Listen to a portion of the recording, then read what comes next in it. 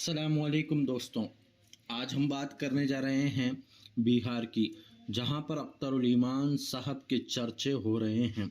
क्योंकि यहां पर अख्तरुल ईमान साहब के चर्चे क्यों हो रहे हैं और किस वजह से यहां की विधानसभा चुनाव में आज ऑल इंडिया मजलिस इत्तेहादुल मुस्लिमीन पार्टी एक विकल्प के तौर पर आवाम को दिखाई दे रही है। तो मैं उससे आपको रूबरू करूं उससे पहले अगर आप हमारे इस चैनल पर नए हैं तो चैनल को ज़रूर सब्सक्राइब कर लें। तो चलिए हम बात करते हैं ऑल इंडिया मजलिस इत्तेहादुल मुस्लिमीन पार्टी की मजबूती की। जिस तरह से आज मजलिस इत्तेहादुल मुस्लिमीन पार्टी काम को अंजाम दे रही है और बूथ लेवल के ज़रिए से बिहार में मजलिस का काम उरूज पर देखने को मिल रहा है। एक तरफ अख्तरुल ईमान साहब हैं तो दूसरी तरफ राना रंजीत हैं। ये दोनों मिलकर आज मुसलमानों और हमारे हिंदू भाइयों के लिए एक प्रेरणा बने हुए हैं।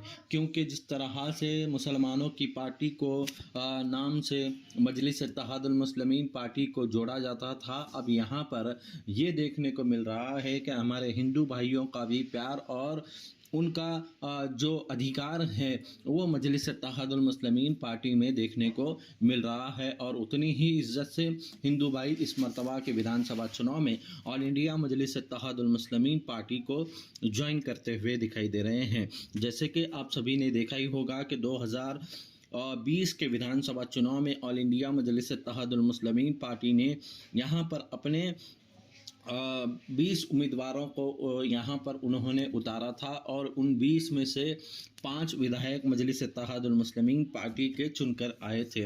और एक बात मैं बताता चलूँ कि यहाँ पर कांग्रेस पार्टी ने जिस तरह से मजलिस को बदनाम करने की कोशिश की है और जिस तरह से वो लगातार मजलिस को भारतीय जनता पार्टी की बी टीम कह रही है, उनकी पार्टी से कितने विधायक चुन के आए थे शायद आपको पता भी नहीं होगा। क्योंकि 2025 में जिस तरह से समीकरण बदल रहा है और जिस तरह से लोग मजलिस से जुड़ रहे हैं, कहीं ना कहीं बिहार की राजनीति में अब अख्तरुल ईमान साहब के रूप में और बैरिस्टर असदुद्दीन अवैसी के रूप में यहाँ पर थर्ड विकल्प बनकर अब मजलिस इत्तेहादुल मुस्लिमीन पार्टी इस 2025 का विधानसभा चुनाव लड़ रही है। अब उनके साथ जिस तरह से लोग जुड़ रहे हैं वो काबिल तारीफ़ है। तो आप सब मिलकर मुत्तहिद होकर मुनज़्ज़म होकर बैरिस्टर असदुद्दीन अवैसी साहब का साथ दें। हमारे इस चैनल से जुड़े रहें, चैनल को ज़रूर सब्सक्राइब